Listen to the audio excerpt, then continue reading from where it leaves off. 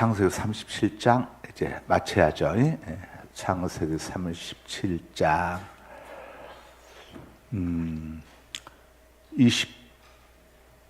25절부터 끝절까지 우리 선성희 집사님이 봉독해 주십니다. 그들이 앉아 음식을 먹다가 눈을 들어 본즉 한 무리의 이스마엘 사람들이 길르앗에서 오는데 그 낙타들의 향품과 유향과 몰약을 싣고 애굽으로 내려가는지라. 유다가 자기 형제에게 이르되 우리가 우리 동생을 죽이고 그의 피를 덮어둔들 무엇이 유익할까? 자, 그를 이스마엘 사람들에게 팔고 그에게 우리 손을 대지 말자. 그는 우리의 동생이요 우리의 혈육이니라 하매 그의 형제들이 청종하였더라. 그때 미디안 사람 상인들이 지나가고 있는지라. 형들이 요셉을 구덩이에서 끌어올리고 은 20에 그를 이스마엘 사람들에게 팔매 그 상인들이 요셉을 데리고 애굽으로 갔더라. 르우벤이 돌아와 구덩이에 이르러 본즉 거기 요셉이 없는지라. 옷을 찢고 아우들에게 되돌아와서 이르되 아이가 없도다. 나는 어디로 갈까? 그들이 요셉의 옷을 가져다가 순염소를 죽여 그 옷을 피해 적시고 그의 채색 옷을 보내어 그의 아버지에게로 가지고 가서 이르기를 우리가 이것을 발견하였으니 아버지 아들의 옷인가 보소서 하매 아버지가 그것을 알아보고 이르되 내 아들의 옷이라. 악한 짐승이 그를 잡아먹었도다. 요셉이 분명히 찢겼도다 하고 자기 옷을 찢고 굵은 배로 허리를 묶고 오랫도록 그의 아들을 위하여 애통하니 그의 모든 자녀가 위로하되 그가 그 위로를 받지 아니하여 이르되 내가 슬퍼하며 스올로 내려가 아들에게로 가리라 하고 그의 아버지가 그를 위하여 울었더라. 그 미디안 사람들은 그를 애굽에서 바로의 신하 친위대장 보디발에게 팔았더라. 아멘. 아멘. 자, 오늘 6번부터 해야죠. 6번부터 6번.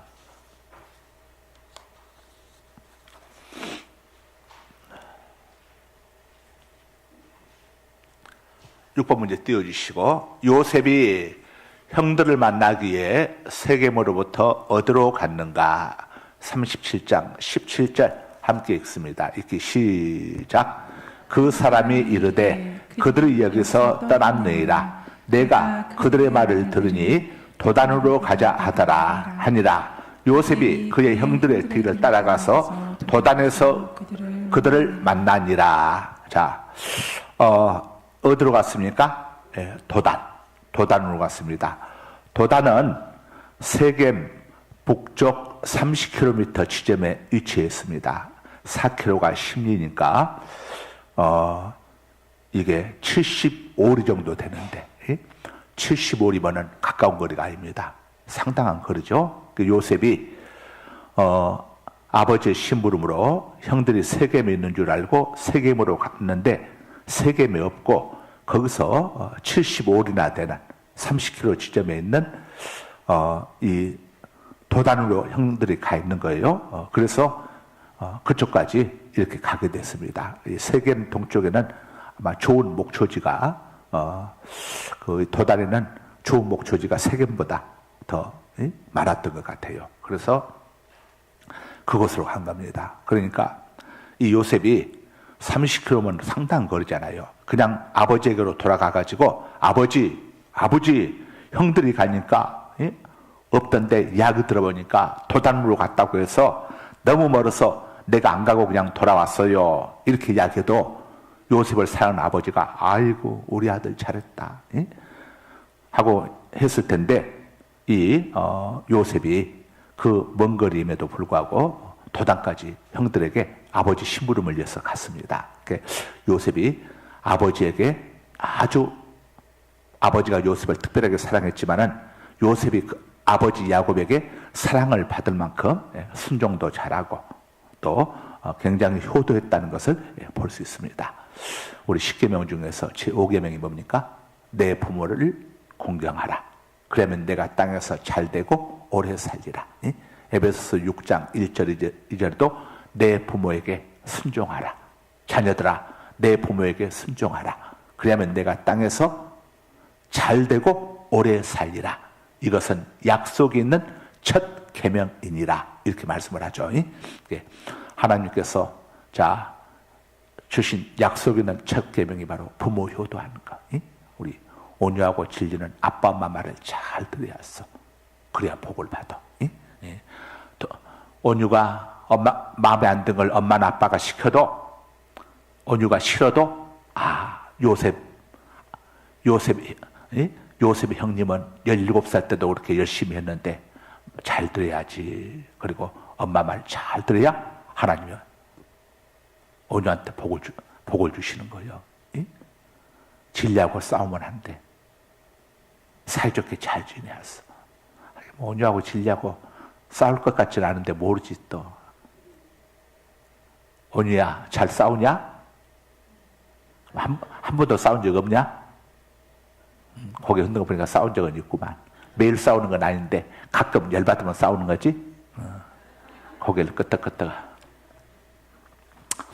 진리야, 오빠가 가끔 말도 안 되는 거 시키면 화나서 한 번씩 싸우는 거지?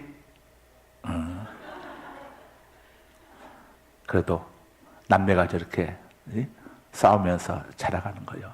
나중에 이제 크면은 그냥 또 피부치상 또 동기이상 또 좋은 게 있겠어. 자, 요셉이 이렇게 아버지로부터 청해를 받았지만은 아버지 심부름을 열심히 하니까 이 아버지 야곱이 항상 요셉을 늘 불러가지고 요셉을 믿고 요셉한테 모든 걸 이렇게 심부름도 시키고, 요셉이 형들의 미움을 받고 있었음에도 불구하고 또 요셉은 그런 걸 몰랐던 것 같아요. 형들은 요셉을 미워했지만은 요셉은 천진해가지고 17살이었지만 천진해서 형들이니까 당연히 자기를 좋게 여길 거다 이렇게 생각을 하고 이 도단까지 형님들 찾아갑니다. 만약에 이 요셉이 형들을 좀 싫어하거나 형님들의 눈치를 보거나 했다면은 가겠습니까? 아이고 저 멀리까지. 그렇지 않아도 형님들 나 보는 거 싫어. 내가 형님들 보는 거 싫은데 형님들이 나를 보는 걸 굉장히 싫어하는데 내가 아버지 심부름 때문에 여기 세겜까지는 왔지만 내가 더 이상 왜 가? 안 갔겠죠. 그런데 요셉이 도단까지 갔다고 하는 것은 형들은 요셉을 미워했을지라도 요셉은 형들에 대한 미움이나 이런 게 전혀 없었고 형들 앞에서 꿈이야기를 한 것은 어떤 악의가 있어서 한 건 아니고 천진난만한 소년의 입장에서 그냥 자랑하고 싶은 그런 마음에서 순수한 마음에서 이렇게 했었구나 하는 것을 엿볼 수가 있습니다. 자, 그 다음에 7절을 보겠는데 그 아들 중에서 요셉만 아버지 심부름을 잘한 게 아니고 우리 온유는 아빠 엄마 심부름 잘하니? 잘해? 아빠 엄마 심부름 잘해? 응? 잘한다고 하니까 이제 나중에 봐야지. 저기 이 다윗도 아버지 심부름을 잘했습니다. 세상에 아버지가 어떤 심부름을 시키냐면 아들한테 17살 된 아들 다윗한테 어떤 심부름을 시키냐면은 전쟁터에 가 있는 형들한테 먹을 것을 갖다 주라고 이런 것들 챙겨서 주잖아요. 그런데 가는 곳이 어디입니까? 전쟁터예요. 전쟁터에 가다가 만약에 적군에게 눈에 띄거나 붙잡히게 되면은 이거 포로로 붙들려 가기 딱 십상인데 아버지가 다윗을 신부로 보냈는데 더욱 대단한 것은 다윗이 아버지 형들이 전쟁터 했는데 나더러 전쟁터까지 가라고요? 나 가다가 적군에게 블레셋군에게 붙들리면 아버지 어떻게 해요? 나 무서워서 못 가겠어요 하고 못 가겠다고 하면 어떻게 하겠어요? 근데 다윗이 일체 아버지에 대해서 이걸 거절하는 것이 없이 당연히 여기고 형들 만나기 위해서 아버지 심부름을 갔다가 골리앗 이야기를 듣더니 다윗이 17살 다윗이 저 따위 놈의 골리앗이 저게 뭐가 대단하느냐. 야, 그 다윗이 17살 나이에 다윗의 믿음이 어떤 믿음이냐면은 골리앗을 보는 믿음이 아니라 하나님을 보는 믿음을 갖고 있었어. 그러니까 왕도 야 골리앗이 지금 키가 키가 몇이고 제 덩치를 봐라. 갑옷과 투구를 썼는데 네가 어떻게 갑옷도 입지 않고 투구도 쓰지 않고 창칼도 없이 물맷돌만 가지고 가서 싸우겠다고 하는 거냐. 근데 다윗이 뭐라고 합니까? 우리 하나님 여호와께서 제가 사자가 제가 양들을 지킬 때에 이 사자가 와가지고 양들을 취해가려고 하면은 제가 사자의 수염을 잡고 온열 개패듯이 사자를 쥐어펴면 사자가 도망을 갑니다. 곰이 와가지고 발톱으로 양들을 잡아서 죽이려고 하면 내가 그 곰을 쫓아가가지고 곰을 또 사자를 패듯이 패버립니다. 하나님께서 저한테 이렇게 힘을 주시는데 저까지 하나님을 알지 못하는 블레셋에서 저 골리앗쯤이야 저건 아무것도 아닙니다. 야, 그 다윗이 누굴 보고 이야기합니까? 하나님을 보고 이야기하잖아요. 그래서 여러분들도 블레셋 같은 그런 문제들이 있을지라도 문제를 바라보게 되면은 낙심하고 절망하게 되는데 누굴 요셉처럼 다윗처럼 누구를 바라봐야죠? 하나님을. 블레셋 같은 문제가 있어도 하나님을 바라보고 하나님 앞에 기도하고 믿음으로 나갈 때에 하나님이 도와주시고 역사하신다는 거 꼭 기억하십시다. 다음에 7번 문제 띄워주세요. 7번 함께 읽습니다. 시작. 요셉이 오는 것을 발견한 형들의 반응은 어떠했는가? 18절 봅니다. 자, 요셉은 형님들 좋아서 이렇게 멀리까지 찾아갔는데 형님들은 이제 어떻게 하는가 봅시다. 시작. 요셉이 그들에게 가까이 오기 전에 그들이 요셉을 멀리서 보고 죽이기를 꾀하여. 야, 답 적으세요. 답. 형들의 반응 어땠는가? 요셉을 죽이자고 했다. 가만있어라. 6번 답 적었나요? 도단 적었죠. 도단 적었고 7번 요셉을 죽이자고 했다. 세상에 요셉은 아버지 심부름을 가지고 형님들 안부를 알기 위해서 지금 그 멀리까지 30km를 걸어왔어요. 그러면 형님들이 볼 때에 어떤 마음을 가져야겠습니까? 야, 우리 동생 요셉이 우리를 찾아 이 먼 곳까지 왔구나. 동생아! 이렇게 그냥 이름을 부르면서 쫓아가야 하는데 이 형들이 쫓아간 게 아니라 어떤 생각을 했습니까? 요셉을 죽이자고 했어. 세상에 이렇게 못된 형들이 있습니까? 아니 어떻게 자기 동생이 그 멀리까지 자기들 안부를 묻기 위해서 하여튼 왔는데 내용을 알든 모르든 간에 동생이 그 멀리까지 왔을 때에 형들 입장에서 얼마나 반갑겠어. 그냥 요셉아, 요셉이 우리를 찾았다고 그냥 형님들이 그냥 버선발로 달려가가지고 이 요셉을 안아줘야 하는데 요셉을 안아주는 게 아니라 어떻게 했다고 했습니까? 요셉을 죽이자고 했다. 그런데 더 놀라운 것은 이렇게 못돼 먹은 이 형님들이 이스라엘 12지파의 족장들이 되었다는 거예요. 하나님은 우리의 행위를 보고 행위를 보시는 게 아니라 하나님은 우리의 행위가 아니라 하나님께서 은혜로 행위를 보고 우리를 구원해 주시고 우리에게 구원의 은총을 베풀어 주시는 게 아니라 뭘로? 하나님의 한량없는 은혜로 하나님의 주권으로. 그러니까 이게 하나님의 주권인 거지. 어디서 이들이 이스라엘 12지파의 족장에 될 만한 자격이 있습니까? 보세요. 요셉을 그 동생을 지금 죽이려고 하고 있어. 이것도 지금 나이가 한 20대 지금 20대에서 30대 그 사이일 텐데 이렇게 못된 생각을 지금 청년 때는 순수하지 않습니까? 순수할 때 아닙니까? 그런데 동생을 죽일 이런 생각을 갖고 있는데 이런 자들이 나중에 이스라엘의 12지파의 족장들 된단 말이에요. 이게 하나님의 주권인 겁니다. 우리가 때로는 이해할 수 없는 문제들 있잖아요. 하나님의 주권이야, 하나님의 주권. 그래서 여러분이 생각할 때에 아이고 나는 이렇고 저렇고 이렇고 저렇게 해서 아니요. 하나님이 선택하시면 하나님이 복을 주시기로 작정하시면 은혜 주시는 거예요. 이게 하나님의 주권이에요. 절대 주권. 많고 많은 사람들 중에서 하나님이 왜 저와 여러분을 이렇게 하나님의 자녀로 택하여 불러주셨겠습니까? 하나님의 주권입니다. 우리가 이 땅에 태어나기도 전에 선과 악을 행하기도 전에 야곱과 에서를 중에서 야곱을 택하고 에서를 버린 것처럼 우리가 땅에 태어나기도 전에 만세전에 우리를 택정하셔서 하나님의 자녀로 삼아주신 거예요. 이건 하나님의 주권이에요. 하나님의 주권이 아니고서는 이거에 대한 설명할 길이 없어. 욥기서가 하나님의 주권을 알려주지 않습니까? 욥의 생각은 내가 하나님을 잘 섬겼기 때문에 하나님이 내게 복을 주시는 거다. 그래서 하여간 자기 아들들이 조그만 잘못을 해도 전부 다 회개를 하고 회개의 제물을 올려드리고, 그 다음에 하여간 하나님 앞에서 도덕적으로 이만큼도 범죄하지 않으려고 몸부림치고 몸부림친 게 욥 아닙니까? 욥. 그런데 그 욥의 7 아들을 하나님이 데려가 버리고 세 딸을 데려가 버리잖아요. 재산도 다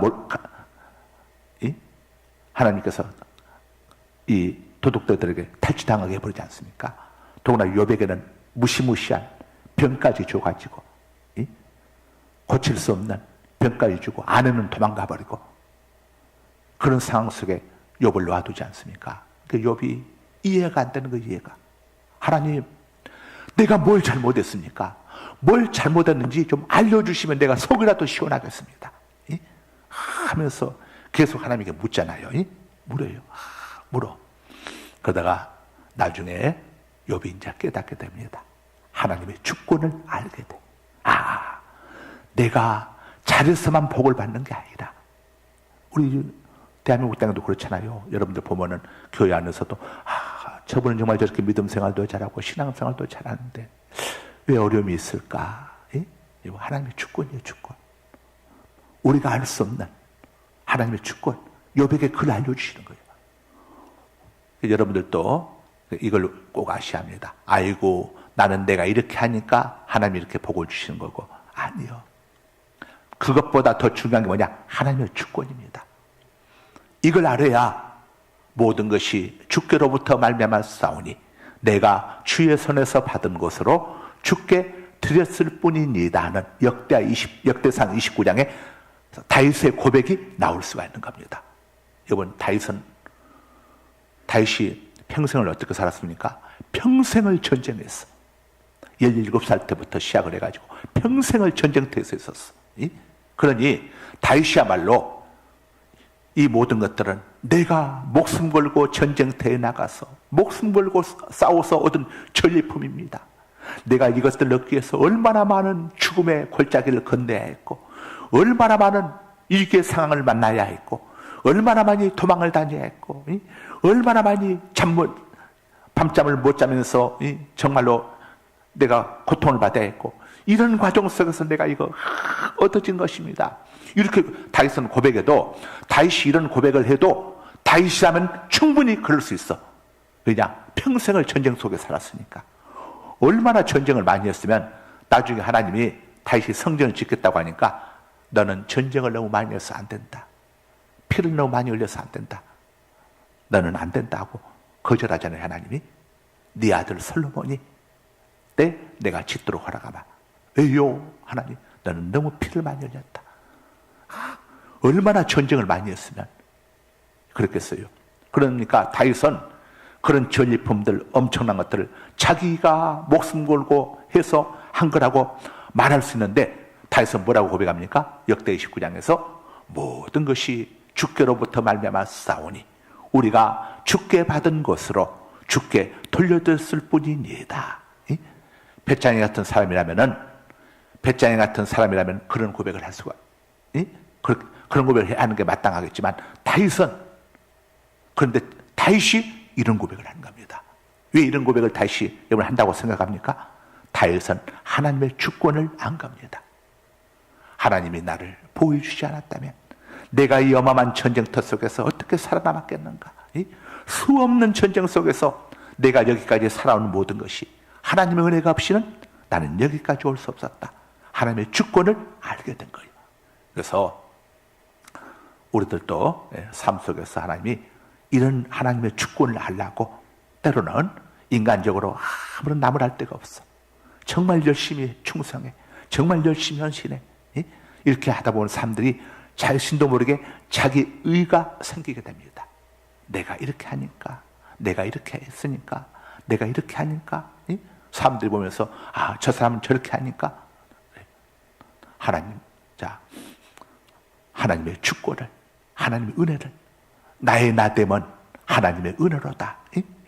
자, 하나님의 주권을 우리에게 알라는 하나님의 이 메시지가 있다는 것을 여러분들 꼭 이걸 기억해야 합니다. 그래서 여러분이 아무리 수고하고 노력했어도 신명기 8장에 있는 것처럼 내가 내 힘으로 이렇게 다 했다고 하니까 하나님이 뭐라고 했습니까? 내가 너에게 그것들을 얻을 능력을 주었음을 잊지 말아라. 이렇게 말씀하잖아요. 잊지 말아라. 자, 8번 봅니다. 8번. 자, 시작. 요셉의 형들이 요셉을 죽이자고 할 때 누가 말렸는가? 22절입니다. 22절. 자, 22절, 37장 22절 시작. 르우벤이 또 그들에게 이르되 피를 흘리지 말라. 22절 봅니다. 22절 시작. 르우벤이 듣고 요셉을 그들의 손에서 구원하려 하여 이르되 우리가 그의 생명은 해치지 말자. 르우벤이 또 그들에게 이르되 피를 흘리지 말라. 그를 광야 그 구덩이에 던지고 손을 그에게 대지 말라 하니 이는 그가 요셉을 그들의 손에서 구출하여 그의 아버지에게로 돌려보내려 함이었더라. 자, 답 적으세요. 맏형, 큰형 르우벤. 큰형 르우벤은 동생 요셉을 아버지에게 돌려보내기 위해서 다른 형제들에게 죽이지 말고 그냥 구덩이에만 던지자고 저지했습니다. 아마 나중에 르우벤이 별도로 와가지고 이제 동생을 꺼내가지고 보내려는 이런 아마 생각을 갖고 있었던 것 같아요. 르우벤은 야곱의 장자입니다. 그 요셉만큼 장자임에도 불구하고 사랑을 받지 못했죠. 그도 역시 르우벤 역시도 요셉을 시기했습니다. 그러나 여기서 르우벤은 인간 본연의 긍휼한 마음을 앞세워가지고 요셉을 죽이지 말자고 이렇게 저희함으로써 하나님의 섭리에 요셉을 통해서 나중에 장차 자기 형제들 다 구원하고 이스라엘 백성들을 바닷가의 모래알처럼 이렇게 번창케 하시려는 하나님의 이런 그 섭리에 큰 공헌을 한 거죠. 30절에 보면은 르우벤은 요셉이 보이지 않자 아주 괴로워하면서 당혹해하고 울부짖으면서 또 자책하는 모습을 또 30절에 보여주고 있습니다. 자, 르우벤의 이런 울부짖음에는 장남으로서 동생에 대한 책임뿐만 아니라 또 이 동생을 잃었을 때에 아버지가 얼마나 슬퍼할 것인가 하는 걸 생각하면서 큰 죄책감을 느끼고 동생이 없어진 데 대해서 굉장한 그 안타까움을 느끼는 이 르우벤의 또 유순한 이런 또 심정을 보여주고 있죠. 대개 어느 집안이든지 장남들이 생각이 좀 깊죠. 딸들도 장녀들이 좀 생각이 깊습니다. 제일 꼴통들이 보면은 아들이건 딸이건 둘째, 셋째들이 꼭 문제들 많이 일으키죠. 첫째들은 안 그래요, 장남들은. 왜냐, 그 부모에 대한 그 어떤 책임감, 내가 부모를 모시한다는 이런 것들, 이런 그 어떤 중압감들 많이 갖고 있어요. 그런데 이 야곱의 12아들 중에서 야곱의 속을 제일 속인 아들이 누굽니까? 둘째 시므온. 그 다음에 시므온한테 꼭 붙어 다니면서 이 바지사장처럼 한 사람이 누구냐? 레이.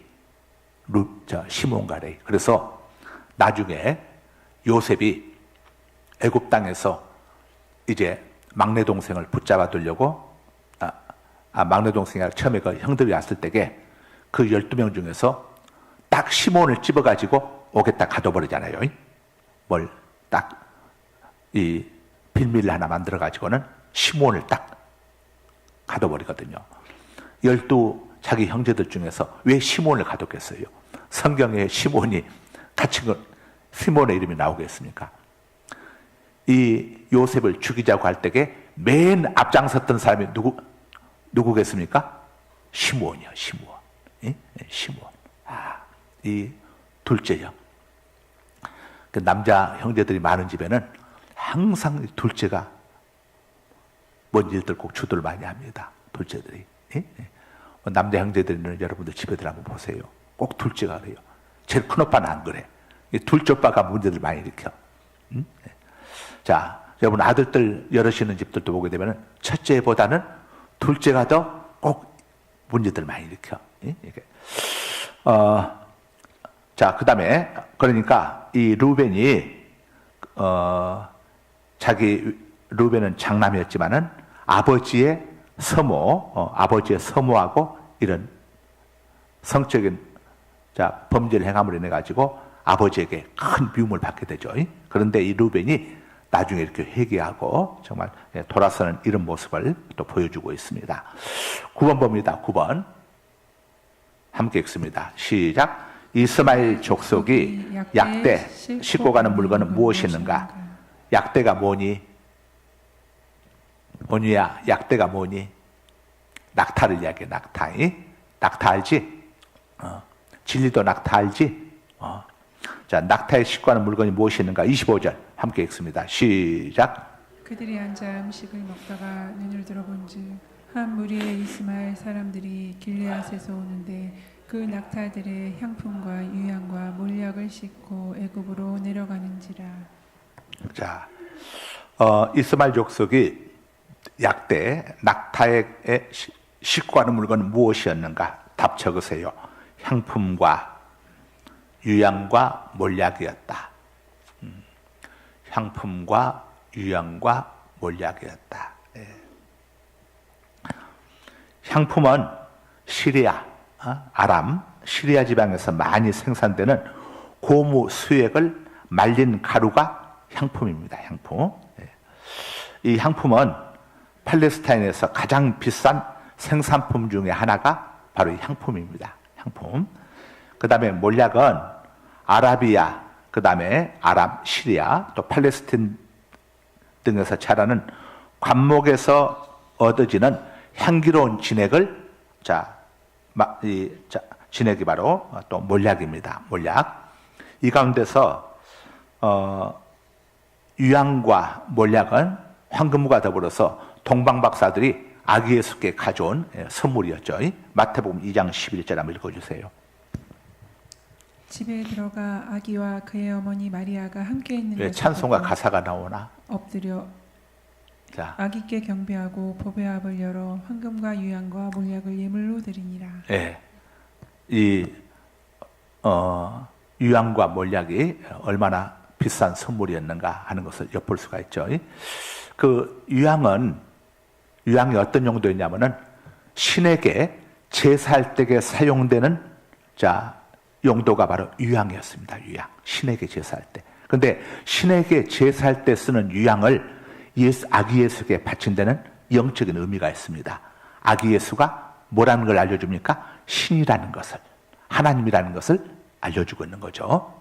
그 다음에 몰약은 죽은 사람 시체가 썩지 않도록 하는 데 사용하는 게 몰약이었죠. 이 몰약을 예수님께 드린 것은 예수님께서 장차 이 땅에 우리 죄 때문에 우리를 대신해서 죽으실 것을 예표하는, 우리의 구원자가 되실 것을 예표하는 바로 선물이 몰약이었습니다. 그 다음에 황금은 왕권을 상징하는 거죠. 이 아기는 만왕의 왕이시다 하는 것을 또 보여주는 게 황금이었죠. 그래서 동방박사들이 황금과 유향과 몰약을 아기 예수께 바친 겁니다. 자, 마지막 10번입니다. 10번. 요셉은 누구에게 얼마에 팔렸는가? 28절 봅니다. 28절. 자, 이렇게 시작.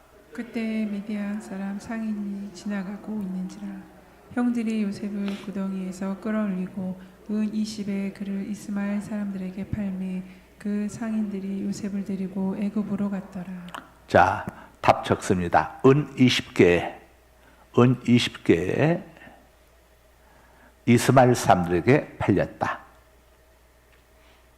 은 20개 이스마엘 사람들에게 팔렸다. 요셉의 몸값이었습니다. 은 20개 이스마엘 사람들에게 팔렸다.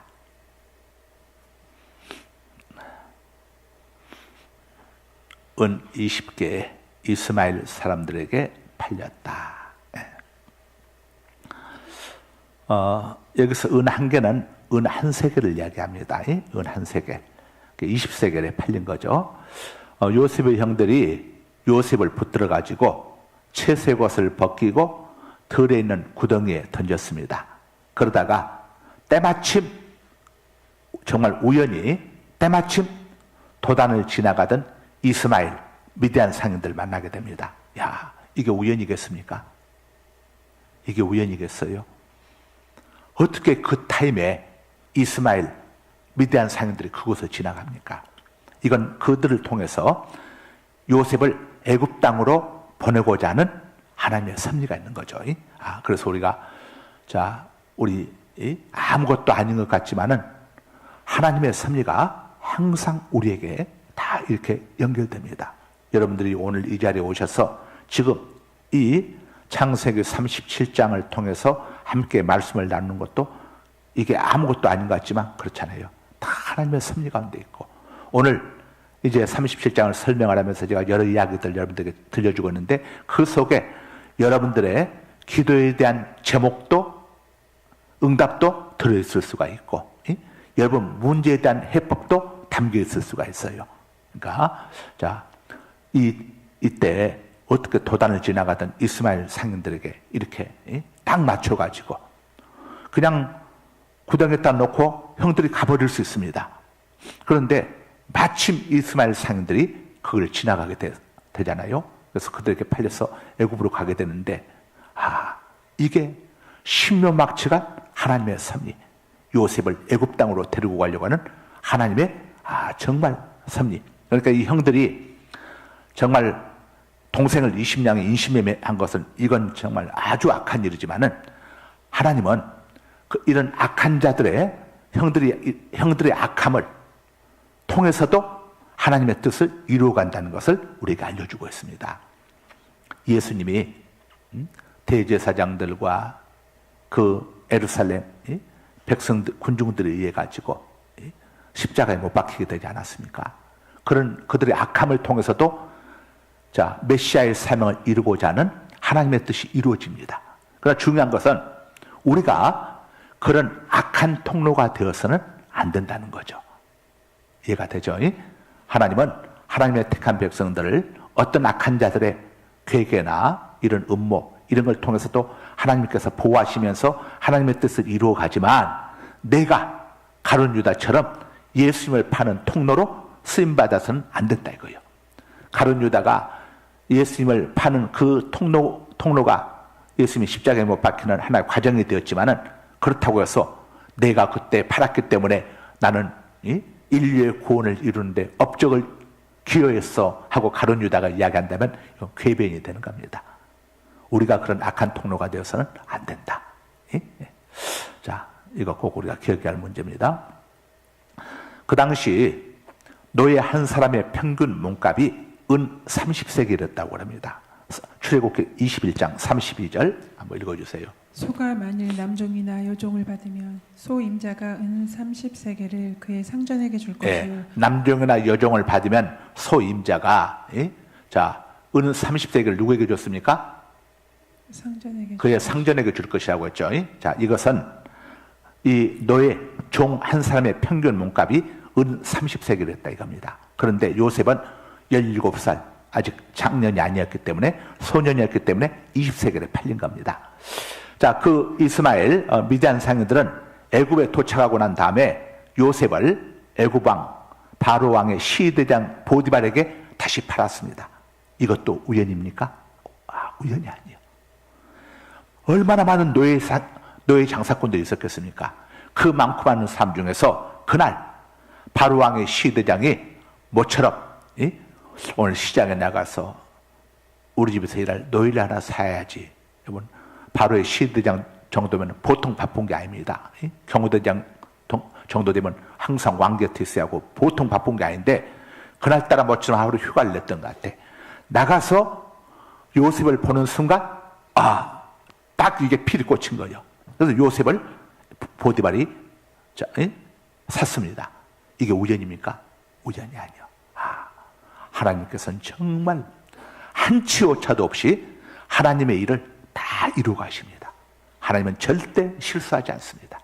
여러분들, 하나님은 절대 실수하지 않으시는 분이니까 여러분들 하나님 앞에 쭉 기도하실 때에 낙심하고 중도에 포기하지 말고 인내하면서 쭉 기도하시면 때가 되면 하나님이 거두게 하십니다. 자,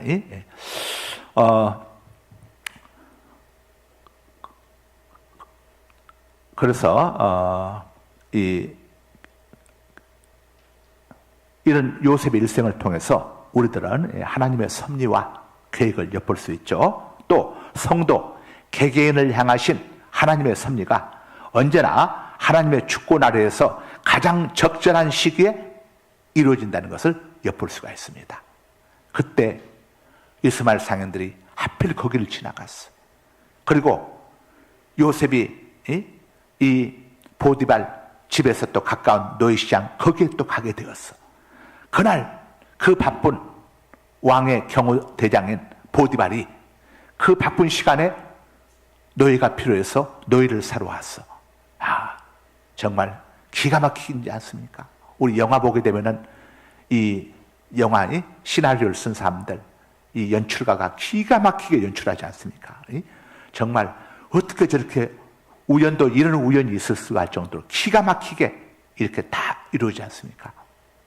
우리 하나님은 이렇게 모든 것을 합력하여 선을 이루어 가십니다. 자,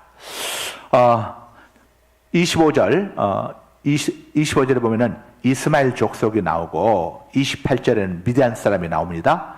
그리고 36절에 또 미디안 사람이 나오고 있는데 여러분이 보면서 이런 의문을 가질 거예요. 아니 왜 이스마엘 족속 나오고 미디안 사람이 나오고 같은 절에서 도대체 같은 사람이야 다른 사람이야 이렇게 여러분 의문을 가질 텐데 요셉이 이스마엘 족속에게 팔렸는지 미디안 상인들에게 팔렸는지에 대해서 여러분들이 확실하게 아는 데 대해서 많은 어려움이 있을 겁니다. 그런데 28절에 미디안 사람은 히브리어로 미다님인데 미디안 사람을 의미합니다. 그 다음에 36절에 미디안 사람은 히브리어로 메다님인데 메단 사람을 의미합니다. 결국 이스마엘 또 미디안, 메단 족속이 이 세 족속이 지금 언급돼 가지고 요셉이 어느 족속에게 팔렸는지 혼란을 일으키고 있죠. 그래서 제가 주석을 좀 자세히 살펴가지고 그것을 설명을 여러분들이 궁금해하겠다 싶어가지고 여기 지금 기록을 했으니까 한번 잘 들어보세요. 여기서 이스마엘은 아라비아의 대상은 큰 장사꾼들 이야기하죠. 아라비아의 대상들을 가리킨다. 이들은 고대 근동의 무역에 큰 몫을 담당했다. 요셉이 팔릴 당시 이 대상들은 시리아에서 애굽으로 물건을 갖고 내려가는 중이었으며 요셉의 형들은 요셉을 그들에게 팔아 넘겼다. 누구에게 팔아 넘겼어요? 이스마엘 상인들. 이스마엘은 아브람의 첩인 하갈의 아들이며 아브람이 맨 먼저 낳았던 아들이 누굽니까? 이스마엘이죠. 이스마엘 상인들은 바로 이 이스마엘의 후손들입니다. 미디안과 무단은 아브람의 후처 그두라의 아들이므로 결국 세 족속은 아브람의 한 혈통을 가진 자들로서 함께 무역업에 종사하는 대상이 되었던 것으로 보인다. 그러니까 이스마엘은 아브람의 첩인 하갈의 아들이었고 그 다음에 미디안과 무단은 사라가 죽고 난 다음에 아브람이 후처 구드라를 아내로 얻었죠. 그 구드라가 낳은 아들들이 미디안과 무단입니다. 무단 전부 다 아브람과 한 혈통 아버지가 같아요. 그래서 함께 무역업에 종사했던 큰 상인들이 되었던 것으로 보인다. 이렇게 히브리어 주석에 보니까 그렇게 되었습니다. 따라서 요셉은 처음에 언급된 이스마엘 족속이 소유주가 되고 미디안 사람과 무단 사람이 동행하였던 대상에 팔려 애굽으로 내려갔다고 볼 수 있다. 무슨 말이냐면은 이스마엘 족속이 총 우두머리가 되고 그 밑에 지배인 역할들을 하는 사람들이 미디안 사람과 무단 사람이었다 이겁니다. 총 회장님은 이스마엘 족속인데 그 밑에서 실무를 담당하는 사람들이 미디안 사람과 무단 사람이었다. 그래서 이렇게 함께 여기가 예를 들어 가지고 우리 선선이 집사는 대한민국의 딸입니다. 이렇게 말할 수도 있고, 선선이 집사는 경기도의 딸입니다. 이렇게 말할 수도 있고, 선선이 집사는 보라동의 딸입니다. 이렇게 이야기할 수도 있잖아요. 우리 선선이 집사가 예를 들어서 세계 이 가요대회에 나가지고 그랑프리를 탔단 말이에요. 그래서 이제 방송에 나면 저 애국에서 이야기할 때에 이번 그랑프리의 최우수된 선선이 씨는 대한민국 리퍼블릭 오브 코리아 대한민국의 딸입니다. 여성입니다. 또 다른 방송에서는 그 선선이 집사는 경기도의 딸입니다. 이렇게 할 수도 있고, 또 경기도 아마 저기 도지사가 잘했다고 상 줄 때는 경기도의 딸이라고 소개하겠죠. 그 다음에 이제 보라동 오게 되면 우리 보라동에서 또 보라동의 딸입니다. 용인시의 딸입니다. 이렇게 할 수 있는 것처럼, 자, 이스마엘 밑에 미디안과 무단. 그래서 여기에 지금 함께 언급되고 나오고 있는 겁니다. 이스마엘 이 총대장 밑에 미디안 사람들도 있었고, 무단들도 함께 있었고, 그들은 다 아브라함의 아들들이었다. 어머니만 다를 뿐이지. 그래서 이렇게 함께 언급되고 있는 것이다. 주석에 보니까 이렇게 나와 있어요. 그럼 여러분들이 도대체 미디안이 왜 이스마엘이면 이스마엘이고 미디안이면 미디안인지 왜 자꾸 중복돼서 나오는가 한데, 이런 이유 때문에 선생님 집사는 대한민국의 딸이고 경기도의 딸이고 보라동의 딸입니다. 나오면은 외국인들이 볼 때는 뭐야, 경기도라는 나라가 또 따로 있는 거야? 보라동이라는 나라가 또 따로 있는 거야? 도대체 계속 대한민국이면 대한민국으로 가지. 대한민국이 낫다가 경기도가 낫다가 보라동이 낫다가 우리는 이 얘기를 하지만은 모르는 사람들 입장에서는 헷갈리는 것처럼 이런 의미가 있다는 것을 참고하시면 되겠습니다. 자, 기도합니다. 거룩하신 아버지, 오늘까지 또 창세기 37장을 마쳤습니다. 창세기 37장을 통해서 하나님께서 우리에게 주시는 메시지, 하나님께서는 절대 실수하지 않으시고 결코 해로운 걸 주시지 않으시고 모든 걸 합력하여 선을 이루어 주시는 분이시함을 요셉의 일생을 통해서 또 일깨워 주심을 감사합니다. 저희들 아버지 하나님, 이런 믿음을 가지고 아버지 하나님, 또 하나님의 절대 주권을 저희들 꼭 기억하고 하나님 앞에 늘 감사하면서 또 하나님의 선하심을 또 바라보면서 믿음으로 끝까지 승리하게 하여 주옵소서. 예수님 이름으로 기도드립니다. 아멘.